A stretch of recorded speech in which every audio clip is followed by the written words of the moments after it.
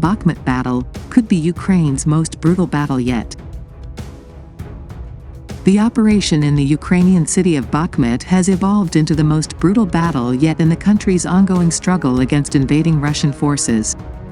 Frontline photos released this week by the Ukrainian government and others show the impact of World War I seen across Europe when the old city of 70,000 inhabitants was reduced to rubble under constant fire from Russian artillery fire. It shows soldiers huddled in a desolate, charred landscape reminiscent of a slaughterhouse. As winter approached Eastern Europe, Ukrainian troops settled in muddy trenches carved into the barren terrain of bare and chipped trees. And in the trenches themselves, soldiers remain cramped and miserable, with Ukrainian Defense Ministry photos showing infantry wading through inch-deep water in increasingly hostile weather conditions. The battle over Bakhmut is a game of yards, if not inches, and neither side can move against the almost certain risk of death from lack of cover. In the last few days, several remaining residents have died and more than a dozen have been injured.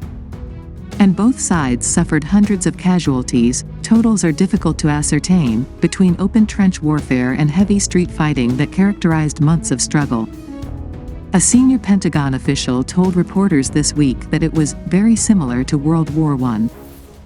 And these two sides are facing each other and trying to hit each other with artillery. You use artillery to give people a chance to advance, but when you get to that point, the other side is going to same, the official added. Russian forces have started to make some gains in recent weeks after months of consistent attacks against Bakhmut's Ukrainian front. Russian forces have continued to send reinforcements to capture the city after a series of military defeats in contested areas such as Kherson, which was liberated by Ukrainian forces earlier this month.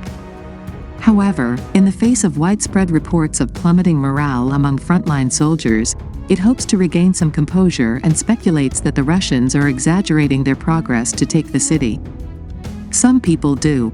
Bakhmut itself has little strategic value beyond its function as a road and rail hub, The Guardian reported in a recent report, citing the Wagner Group. We speculate that the initiative was revived by a group of Russian mercenaries. Belong, nothing more than vanity. According to the report, the recent battle was more about Wagner's position in the Kremlin's inner circle than about shared military ideas. All other cities in the Donetsk region are too far from the Russian front.